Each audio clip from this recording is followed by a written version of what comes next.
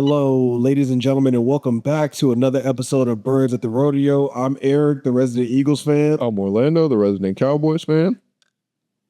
Before we get into Black Monday in the NFL, right, there are a lot of head coaches that got the can not only yesterday, but today. I know for a fact that my co-host, my friend, Lando, got the best news of the year so far. In the fact that Matt Eberflus is no longer my coach. He got the boot. He is gone.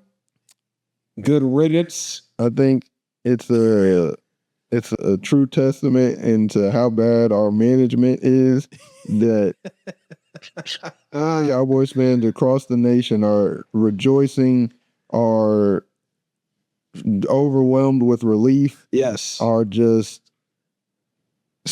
completely we weren't sure if it was going to happen. And then that's insane to say that after one of the worst I want to pull up the actual statement. Jerry said, "How do you put out a statement? Having known Matt Eberflus for decades now, we have tremendous respect and appreciation for him as a coach and a person. We have tremendous respect and appreciation for him as a coach and a person. After reviewing and discussing the results of our defensive performance this season, though it was clear that change is needed, this is the first step in that process, and we will continue to review it as it applies to reaching our much higher expectations." I mean, a very, very, PR-coded statement. Yeah. Basically, in regular talk, he said Matt Eberflus sucked. He wasn't good enough. Our defense sucked. Nope. We thought we'd be better. We weren't. He's just the biggest factor in that, and he's the first piece to go. And I couldn't agree more, Jerry. I couldn't really be much happier with just getting him out as soon as you possibly could. Mm-hmm. It not only gives you, the fans, exactly what we've been asking for, it gives you the opportunity to have the same amount of chances to hire the best coordinators that you can. Right. When Brian Schottenheimer was hired, we had went through basically half of the offseason not knowing whether or not Mike McCarthy was going to come back as our coach. And we missed out on even having the chance to interview some of the better head coaches that got, jobs this past offseason. So it gives them a lot of opportunity to find the best possible candidate. Right. And I would just like to put into context just how bad Matt Eberflus was. There we go. Hold on. I don't even know. I wonder. I mean, Cowboys fans, y'all know. Eagles fans, y'all know. If you're a fan of NFL football, you know how bad Matt Eberflus was as a defensive coordinator this past season. Right? I mean, I just had some numbers to kind of, because like I said last season, to me, this was the worst defense in the history of the NFL. Yeah. And by the numbers, you're right. They gave up the 6th most points in NFL history. Like total points? Total points in NFL history. Granted, it is in the 17-game season, but out of all the teams that have given up 500 points or more in the season, let's see, 1, 2, 3, 4, 5, 6 of them came with the 17-game season. So that's kind of just how it is. Mm-hmm. And there's only been 9 teams to give up 500 points total. We gave up 511, which is the 11th. But out of the, what number is this? The worst 20. There it is. Out of the top worst 20 defenses in the entire NFL in terms of points given up, the Cowboys this year were the only team to not lose double-digit games in that season.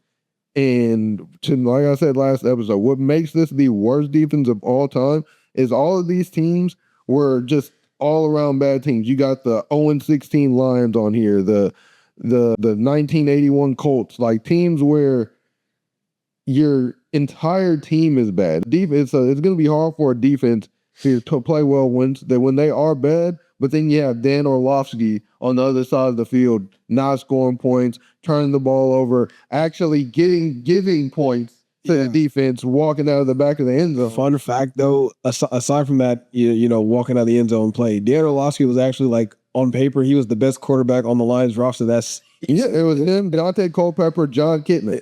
Yeah, and I think Joey Harrington was on that team. Like that, it was a terrible. Like that, these teams were just completely awful from head to toe. Yeah. So when in terms of the specific defensive unit as a whole, It was no other defense has had this like bad of Caesar. like of an individual unit. Yeah. Because like I said, they didn't have the luxury of having one of the best offenses in the NFL. Offense that was top 5 in yards and points, in time of possession, in first downs, and fourth down conversions. Like the offense did everything you could to make it easier on the defense. Mm-hmm. And they were still just as bad as some of the worst overall teams of all time. Right. So I mean, it couldn't have happened fast enough.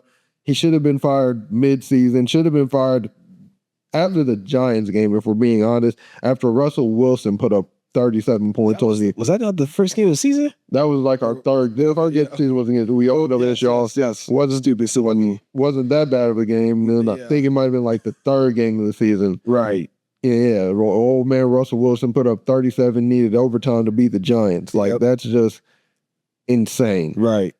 Well, my fault. I mean, when you talk about, you know, obviously y'all's offense would try to carry the whole team for all of the whole season, right? Trayvon Diggs was out. Now he got cut. Now he's a Green Bay Packer now. We all know that. Matt Eberflus is out. Who do you think, like, who would you want to take over? I guess, do you have anybody in mind that you want the Cowboys to go? I mean, that Brian Flores is a name that's been floated around. Yeah. There's somebody just got fired. And they were looking at, I forgot. The Commanders fired Joe Witt. Let's see. The Giants fired Shane Bowen. That was early in the season, though. I didn't see anybody else. I mean, you talking about coordinators that got fired? I can't remember. I can't think of any of the defensive guys that I saw get let go. Brian Flores, that would be an interesting one. I wonder what because I'm sure he's just eyeing to get another head coach job. If not, he'll come out of Minnesota. Sure. Yeah, Matt Patricia's a name that's been floated around. Is he going to leave Ohio State? He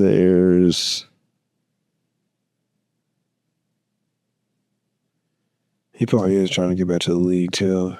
There's a few names, like, I mean, it could be anybody. I just would needed Matt Eberflus gone. I don't think he could possibly be any worse than that. Yeah. And I think the new person will be in a better position because I don't even really want to say in his defense because I just think he was that awful, but your job is going to be a lot harder when they trade Micah Parsons. Yeah. A couple of days later. But like, I don't want to say in his defense, but in terms of the next guy, they'll be in a better position than he was. Yeah.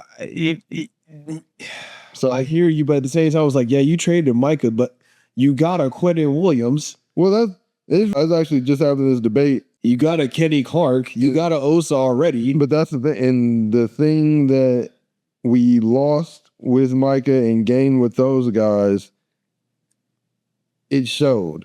Like, in terms of our ability to rush the passer.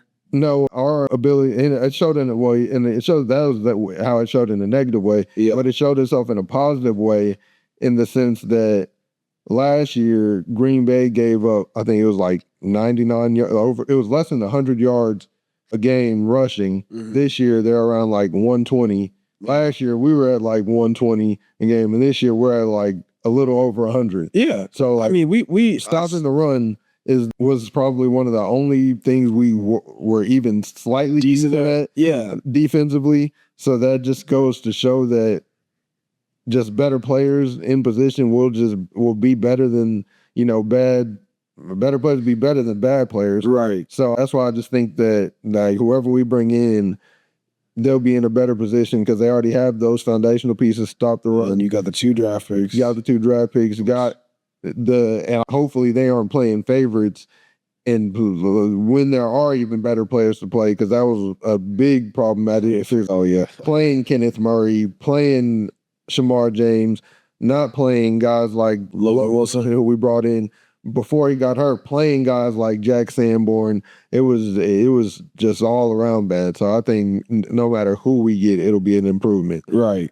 I mean, it really just put a bow on that. I mean, I've said it multiple times out here, right? Like Michael Parsons, for as great of a player as he is, I mean, we've seen it time and time again. You want to take Michael Parsons out of a football game, you run right at his throat and see what happens. Absolutely. Right? So, yeah, in that regard, I'm not surprised the Packers have fallen off in that regard. Now, Mike is out too. I mean, we'll see what they do come playoff time.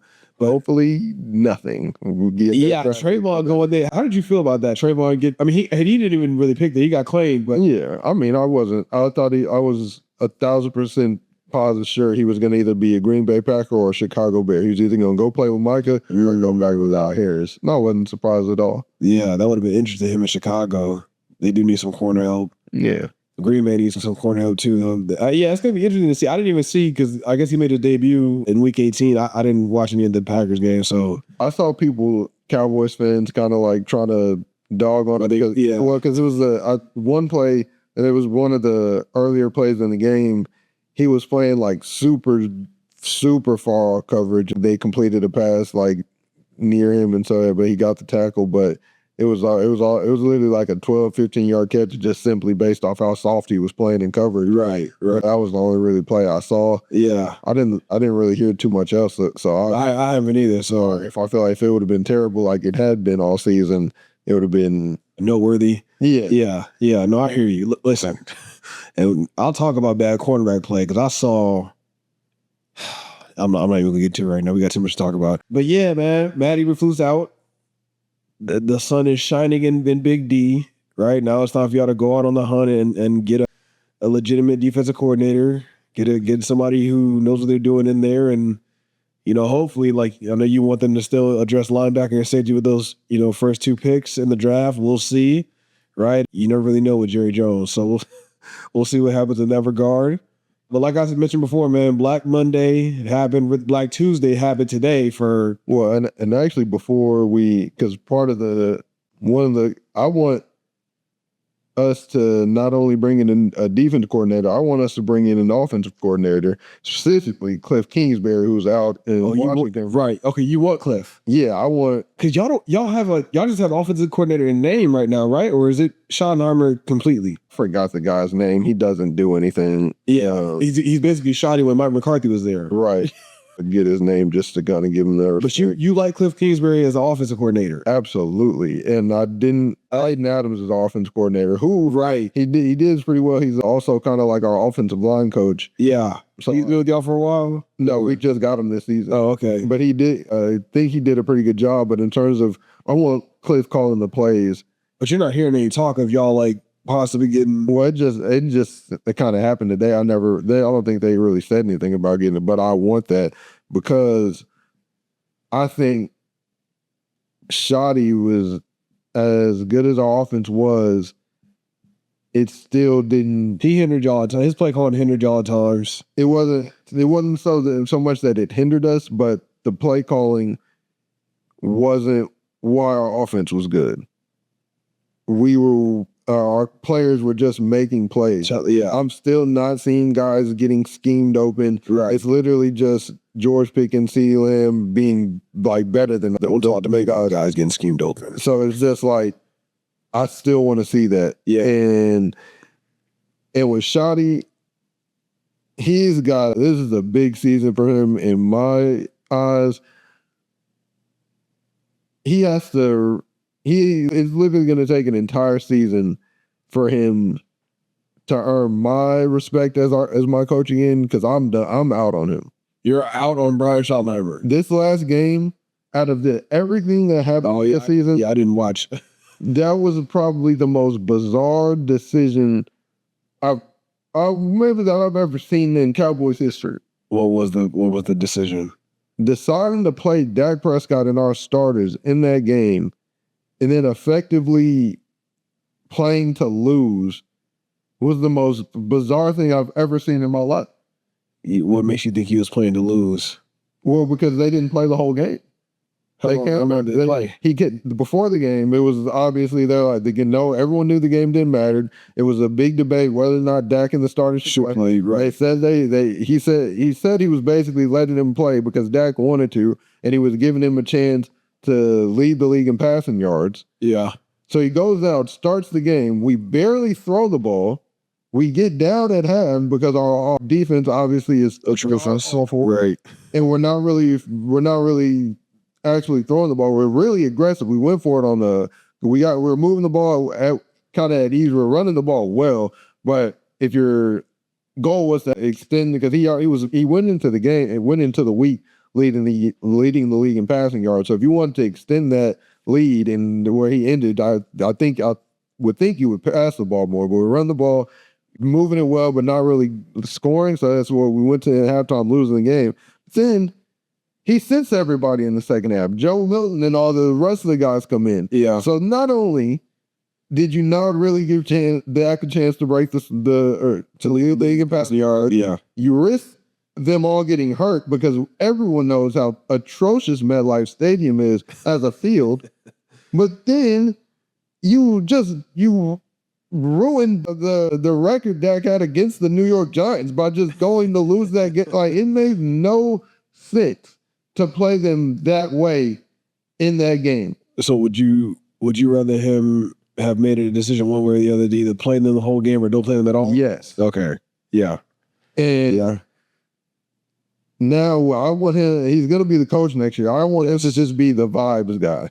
The vibes guy. Let Cliff Kingsbury come in, call your plays, run the offense. You walk around in your. What are you sold on Cliff Kingsbury? Just the explosiveness I've seen in like his offenses. Just a lot more creativeness than we've seen in Dallas. Yeah.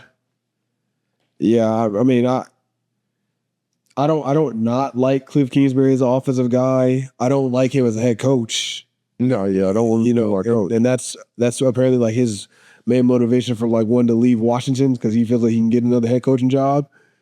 But I don't like his look as a head coach. He's okay as an offensive coordinator. I mean, I'm seeing people throw out, us getting Kevin Stefanski, that he was getting Kevin Stefanski as offensive coordinator. I'm like, hey, I am here for it. But okay, so you'd like to go out and get a Cliff Kingsbury along with bringing somebody in new on defense. But I mean, that's kind of like a pipe dream for you, right? Because I mean, Clayton Adams, as far as we know, he's going to stay. Maybe, I mean, look, if anything, maybe this offseason, him and Brian Schottenheimer will sit down and Brian will be like, all right, you know what, like, put your spin on this, right? And maybe he'll give up play calling duties. But yeah, man, like I said, Black Monday happened, Black Tuesday happened today. A lot of head coaches got the boot. And the biggest news of the day, aside from Matt Eberflus getting the can, was Baltimore's very own John Harbaugh getting the boot. And I work with a Ravens fan. He was, can I be honest with you, do you know he said to me after the Ravens lost week 18 Sunday night, I see him Monday, and he goes, I was like, how you doing, Reed? And he goes, I'm all right, man. I'm just trying to figure out. He literally said, I'm trying to figure out why the Illuminati has it out for the Baltimore Ravens. And I was like, what did he say? Because he mumbled it. I was like, what did you just say? And he said, like, I'm trying to figure out why the Illuminati has it out for the Baltimore Ravens. I was like, okay, Reed, hold on. Let's break this down. Let's really talk about this, right?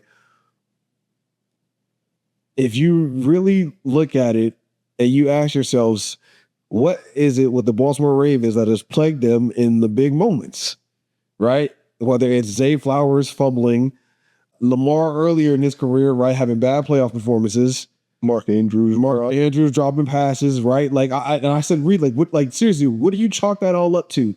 Do you chalk it up to the Illuminati? Do you chalk it up to John Harbaugh and the culture he's built there? Like, what are you talking to? He was like, no, he's like, you're probably right. It's probably John Harbaugh. And because, and we never really like touched on it that much here, throughout the course of the season, but obviously there was a rift happening in Baltimore, at least from everybody else's, from the outside perspective, right? Because John Harbaugh had issues with Lamar. Lamar was falling asleep in meetings. Lamar was up late night playing video games. All this stuff coming out of Baltimore, right? And it seemed like it was coming ahead. They were dubbing the Sunday Night Football game between the Steelers and the Ravens as like one of these head coaches is going to keep their job. The other one's going to get fired. Whoever loses this game, right? Between Mike Tomlin and John Harbaugh.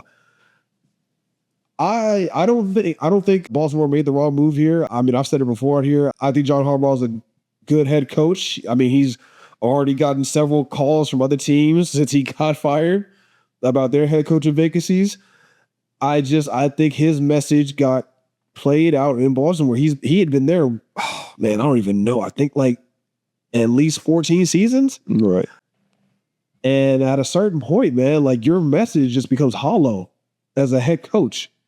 Right. And I think the definition of insanity is doing the same thing over and over again and expecting a different result.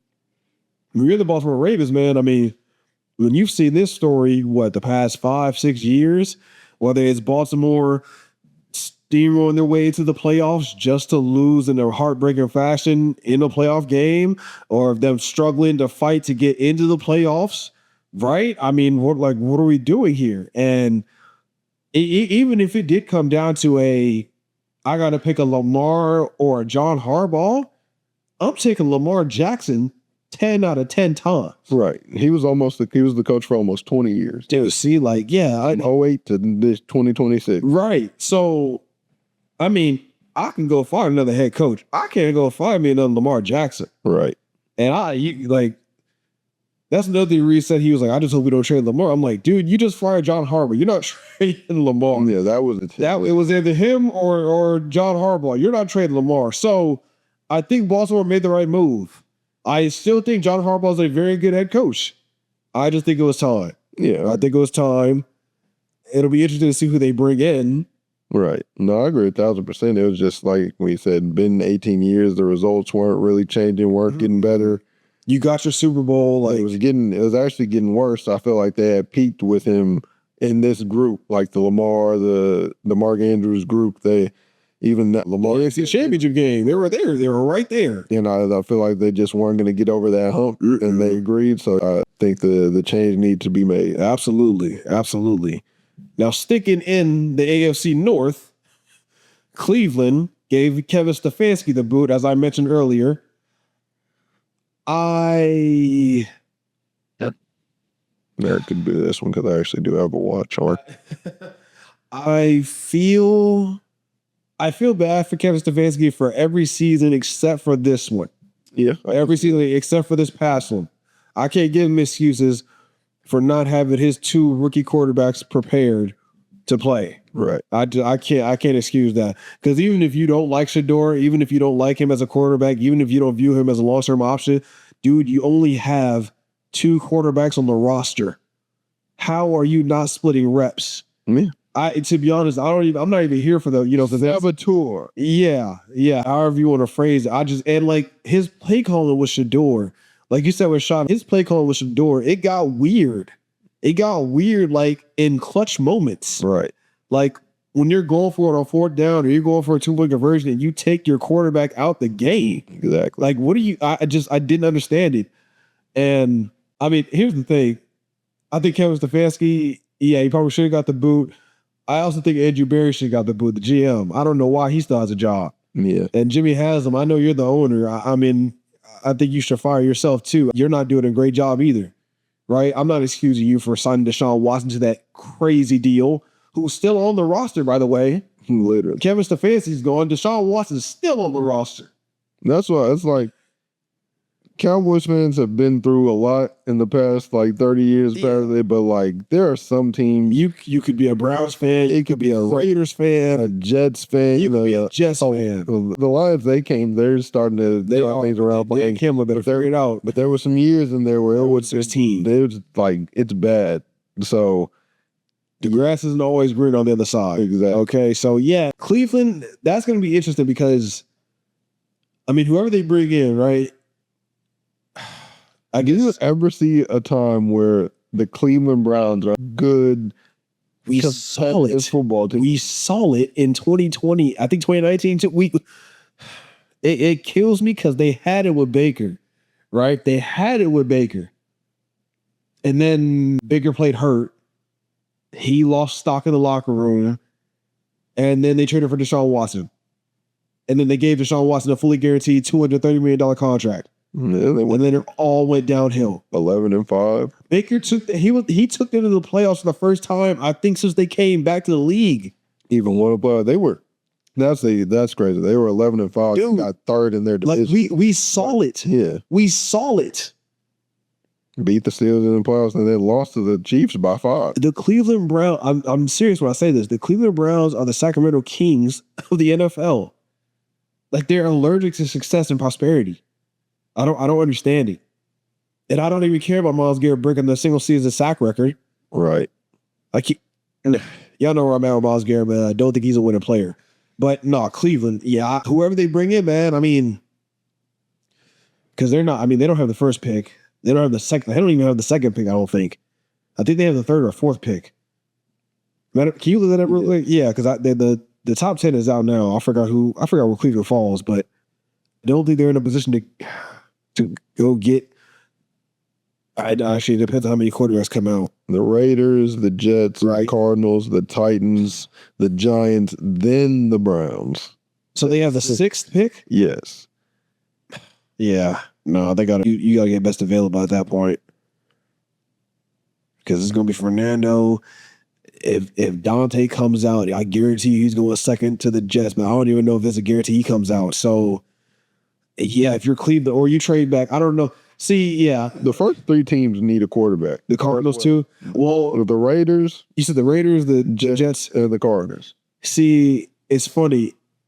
Well, if they part ways with Kyrie, though. Right, because the Cardinals fired Jonathan Gannon, obviously, and they're talking about the Cardinals' next head coach has a big decision to make with Kyler.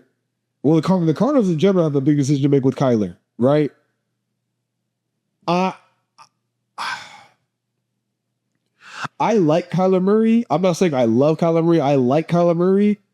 I'm just saying we saw what he did with DeAndre Hopkins. Marvin Harrison Jr. has been very up and down. Trey McBride is the best tight end in football no one's talking about because he's in Arizona. I don't know, man. I don't know. I get it. If you're Arizona, like, you might just need to start fresh. You hit the restart button.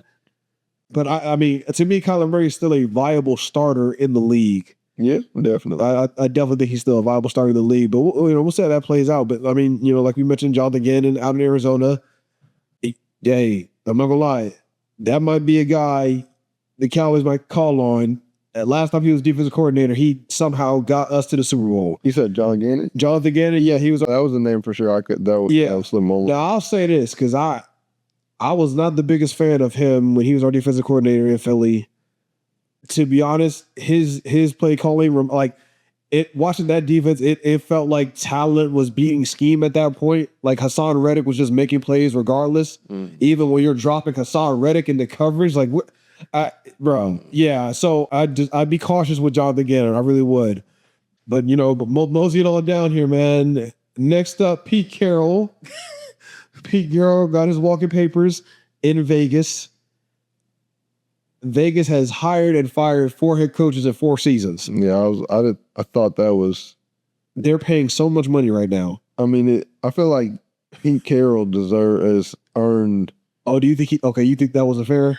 I mean, it was one season Geno was having like the worst season he was probably one of the worst quarterbacks in the league of the year. Yeah. I mean, I think he just wasn't in a great situation. Geno or Pete? Pete. Well, Geno really either, but I don't. Well, Geno's Pete's guy, right? So here's the thing: Pete Carroll's 74, right?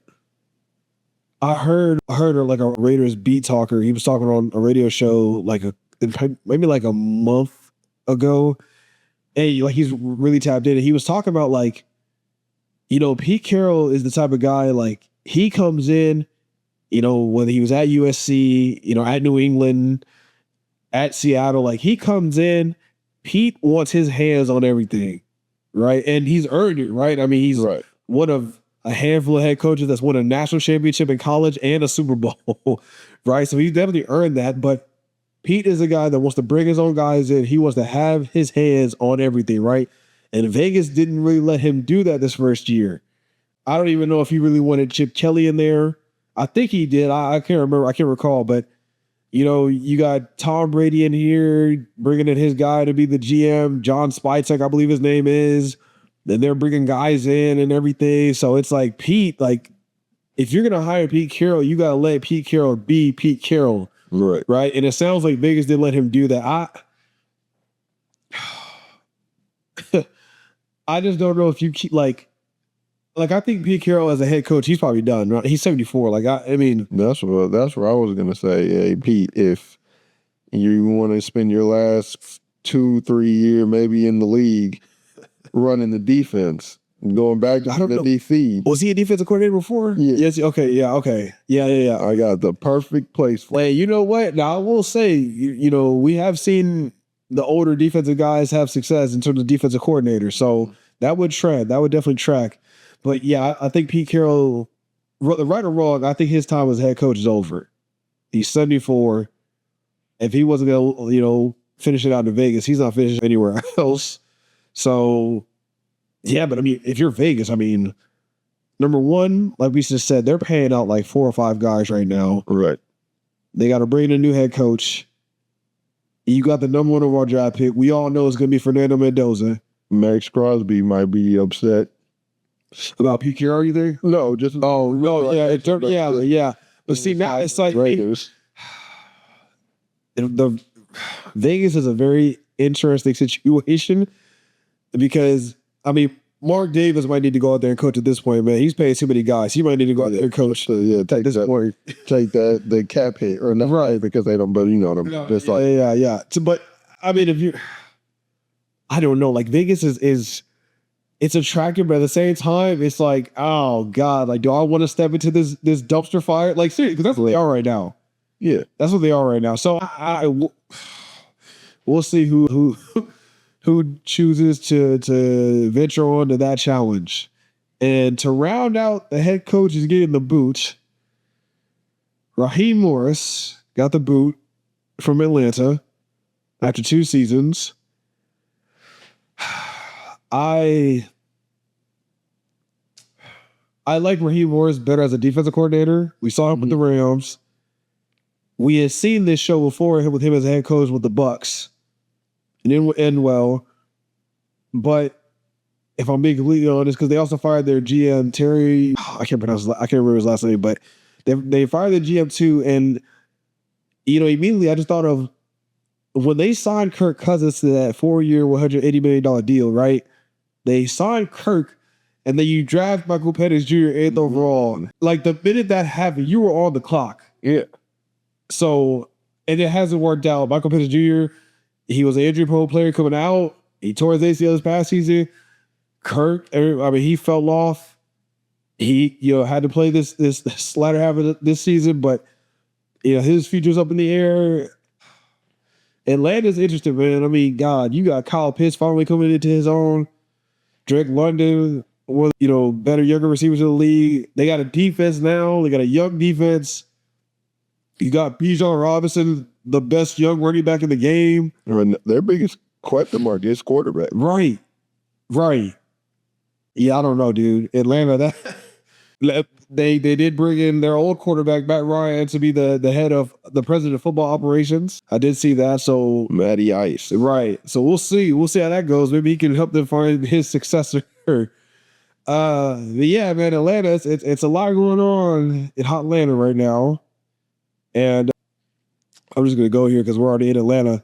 Speaking of Atlanta, let's flip into the NBA real quick. Atlanta's very own, or not very own anymore, Trae Young. Right, word came out yesterday. Him and his representatives are working on a trade resolution with the Hawks to get him out of there. What did you think about that when you saw that? I thought it was the writing had been on the wall for like the past season or two. Think, the relationship wasn't progressing positively in the way like just the team as itself, the success wasn't really increasing.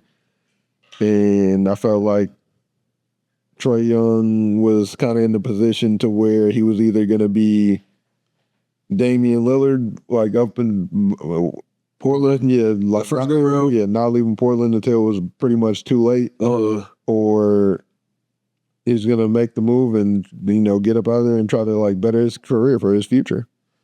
It's funny because, aside from his rookie year, he has career lows right now, right? And Jalen Johnson, he's the talk of the town of Atlanta. He's obviously their best player, their franchise player moving forward. And when you look at it this season, right, their record with Trae Young in the lineup, 2-8. Their record without him, 15-12. And like you said, like the writing's on the wall at that point, like obviously, and they're a much better defensive team when he's not on the floor. For sure. Here's my thing with Trae Young, because I'm like, okay, you know what, fair. Like, I don't know how they can't. I get how you can't make it work, but I think if you're Trae Young, right? Because I don't know if you're seeing it. Like, are you seeing where they're talking about he's gonna go? Where? All the talk, I'm not joking, all the talk is leading towards Trae Young becoming a Washington Wizard. And dude, talk about going from a bad situation to I wouldn't do anything. No, you know what I'm saying? But it's funny because they're putting Trae Young in because you know what they call like the LaMelo Ball, the Ja Morant, the Trae Young, right? You know what they call them now, right? What? They call them the misfit point guards. So I could see them being like a group together as the guys that are good at point guard, but just not contributing to winning basketball. Right. Well, specifically, Trae, right? Specifically because I was reading an article about it, and they were talking about Trae. Basically, Trae Young's brand of basketball is dying in today's NBA, and essentially, like, he's gonna need to choose to take a step back wherever he goes to have success and to have longevity in the league. Now, if he goes to Washington, we'll see because he goes to Washington. He's 1,000% the best player on Washington right now. Right. And they're one of the worst teams in the league. Right. They won tonight actually, but they were only one. Here's the thing with Trae Young too. He's on an expiring contract, so that gives you more wiggle room, I guess. But he's on an expiring contract with a player option, so people were talking about Minnesota, because they need a point guard, right? If you really look at it, because I looked at it yesterday, basically Minnesota can't trade for Trae Young. They don't have the. I think they're a first aber team, excuse me. Basically, like they would have to trade half their roster to get a Trae Young. So Minnesota's out. I thought about this, but it's also like they're kind of impossible to make this happen. But I was like, what if you could get Trae Young to Milwaukee? Again, it's very unlikely. Like it's hard to even fathom them making a deal that would work. But yeah, dude, they're talking about Trae Young to Washington for CJ McCollum in a pick. And golly, bro, I don't know. I don't know. Like if Trae Young really was out that bad, I guess. There was some talk of the Lakers. I don't know if you saw that. There was some talk, but I don't even know. You said you wouldn't see it? You can't see that? No, I said I did see the talks of it, basically trying to make us the worst defensive team ever. Right. Right. Yeah, because Austin Reeves, Luka, and Trae Young. And who would you would have to give up who? Probably Vanderbilt. I forgot who I think somebody was saying like Gabe Benson and some people, like some other, like it wouldn't work. I don't think that would work. So I don't know, man. It's gonna be interesting to see because I do think though wherever Trae Young, well, depending on where Trae Young gets moved, that will affect where Giannis ends up moving to or ends up not moving. Right. So, yeah, I don't know, man, but it'll be very interesting to see where Trae Young plays basketball next. I liked him when he got to Atlanta. I thought they were kind of on the cusp of something, but ever since that Knick playoff series, man, it seems like Atlanta's just gone downhill. Right. And they tried the DeJounte Murray experiment. That didn't work. I didn't think that was a good fit. I didn't going into it. I tried to have hope, but I didn't think so either. And then you get the first overall draft pick. You draft Reese Shea. He's kind of starting to flourish now. You drafted Jalen Johnson a few drafts ago, and he's starting to flourish. So I don't know, man. Atlanta's, it's going to be interesting because because if you trade Trae Young, you got to get a guard back because you don't have anybody else. Right, definitely. You don't have anybody. I mean, actually, no, I'm lying. They got Nikhil Alexander-Walker. I don't know. They feel like he's the guy moving forward. I don't know. I really don't know, but we'll see, man. We'll see. Trae Young, obviously, he wants out, so we'll see where he ends up. If he becomes a Washington Wizard, I don't see that ending well for him. So we'll see how that goes. Okay. NFL regular season is over. Playoff football is here. My Eagles got an invite to the dance. We are here. We play the San Francisco 49ers. And I'm not even going to touch much on the last game. I'm going to say this. Keely Ringo is literally the worst corner I have ever seen play football, like ever. I'm talking about when I played in middle school, when I played in high school, watching ball for the 27 years I've been watching ball, he is literally the worst corner I have ever seen. Mm-hmm. Like, by far. All I'm going to say is, go look at Josh Johnson's touchdown run. Just go look it up and then get back to me. All right. We lost that game. Tanner McKee was out of sync with some of his receivers. It is what it is. You could be mad because we didn't get the second seed, whatever. Like, it is what it is. I'm not going to spend too much energy on that. We're here now. We got the 49ers coming up. And I'll say this. They're a tougher matchup than Green Bay. Green Bay would have been an easier matchup for us just because they got a lot of injuries and we've kind of had Green Bay's number. Sanford is interesting. When they've been rolling recently, they've been hot. I mean, they just dropped. What they drop on the Colts? 48. Yeah. On Monday Night Football a few weeks ago. Yeah. So when they're rolling. 42. Oh, that was the Bears. 42 on the Bears, and then 48 on the Colts. Right. So. But 3 again. Oh, those were the last game of the season. They probably sat everybody. Yeah. Well, they played. Who was it? That Sunday night before. They had a bad showing, but no, they played. I was gonna say they played everybody in the last game.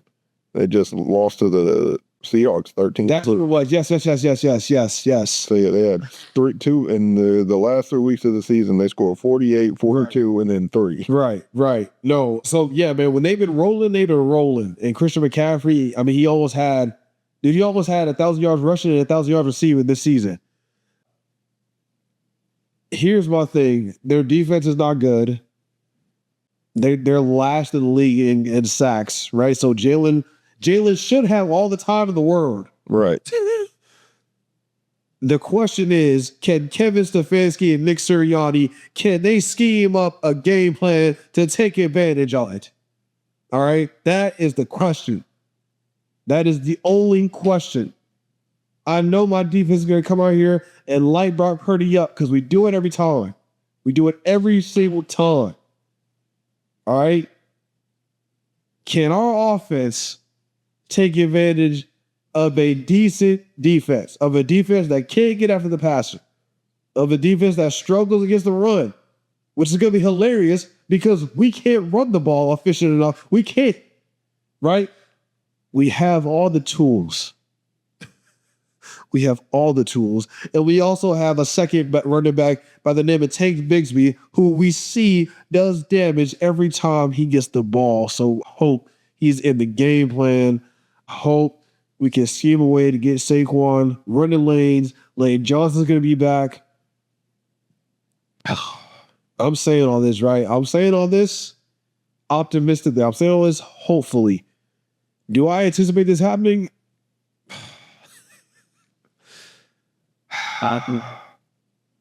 Honestly, no. I anticipate a loss. I'm sorry if that's too pessimistic of me. You know, I'm sorry, Eagles fans. Like I sincerely apologize. I hope I'm wrong. All right. I hope I'm wrong. But man, Kevin Patullo has given me no indication that he has realized the error in his ways. Right. And dude, honestly, it'll probably end up being is a dogfight, and a dogfight that we lose because our offense just cannot make enough plays. That's what I really anticipate happening. I don't think Sanford will have a good game against us. You know, offensively, I don't. Our defense is top notch. Our defense is championship level, honestly. Literally. And minus Kylie Ringo. Yeah, well, he's a fourth, fifth string. He'll only play because we play the backups. He'll never play it ever again. Got enough for the Eagles. I can't, bro. I mean, that's just so bad. I mean, bro, the quarterback is running towards you, towards the end zone, and you turn around. Man, you turn around. What are you doing? Yeah, dude. Yeah. So, yeah, man. Playoff football is here. Amped. I'm excited. We have a chance to defend our crown. But yeah, dude. And even, I'm not gonna lie, even if we do pass the 49ers, bro, like Seattle, dogs. Seattle, they're steamrolling right now. And yeah, the Rams, I know they got revenge on their mind. Devontae Adams is gonna be back from the playoffs. I know they didn't finish the season how they wanted to, but I know they got some revenge on their mind for the Eagles. And I guess that's the saving grace, right? Because you know, in these playoffs, right? No one team is really like head and shoulders above everybody else. I mean, if you want to argue the Patriots, sure, but Seattle, they're great. But Sam Darnold, we've seen that show time and time again come the playoff game, and we've seen it in big games. He falters, right? The Rams, they've stalled out sometimes, right? They're great, but they've stalled out sometimes. Broncos are good. They're the first seed in the AFC, but they're 11-2 in one score games. Like they could have easily lost half of those games, easily. Carolina? I mean, they're young. They're very young.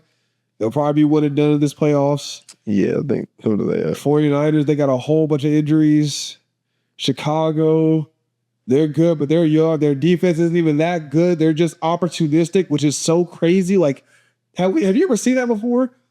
How like they're not like when you look at the numbers, they're not good, but they just they're opportunistic. They just always get the turnovers. Yeah, always. I'm not sure how they get it done. Right, Dennis Allen, man, the defensive coordinator, Dennis Allen. I don't know. It's just was weird. So yeah, man. Every team in these playoffs have their warts, right? It's just a matter of who's gonna be able to play their best ball in January and February. That's just what it really is going to come down to. Josh Allen on paper, everybody is saying the Bills better get it done. Right? You don't have a Lamar. You don't have a Patrick Mahomes. You don't have a Joe Burrow in your way. So there's no reason for you not to get it done. So everybody's saying.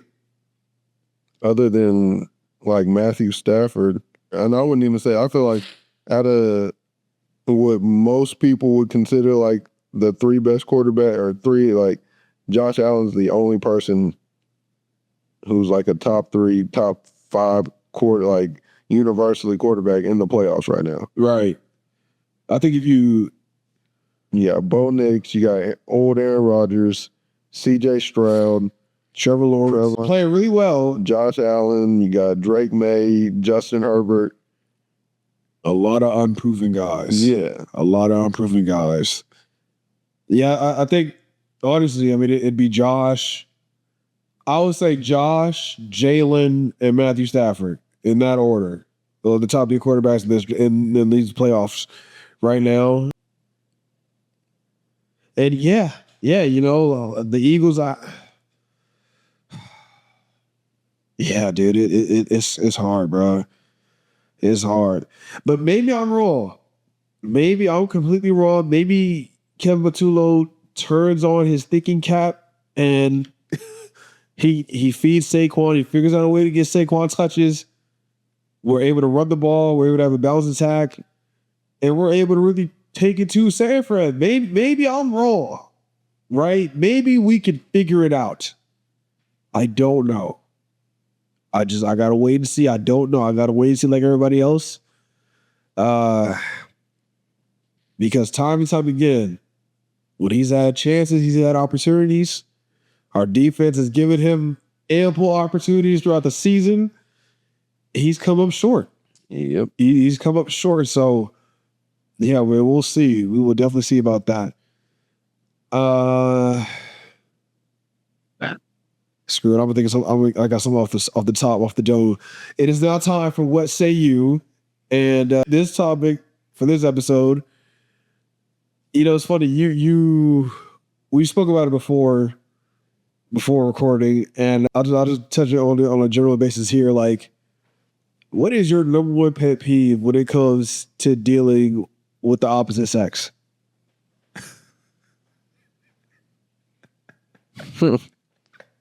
This is a hot one. This is a hot one. Number one. Or if you have a list.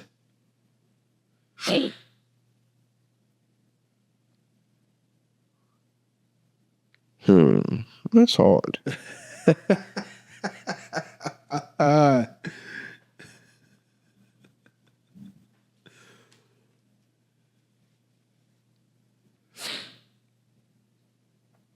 I guess Allergies go crazy. in my experience, just not really realizing. I feel like there's just like a big assumption that like all guys like don't care about anything or just are like emotionless and all like that. Like I've had people be surprised when like me and my friends are kind of like talking.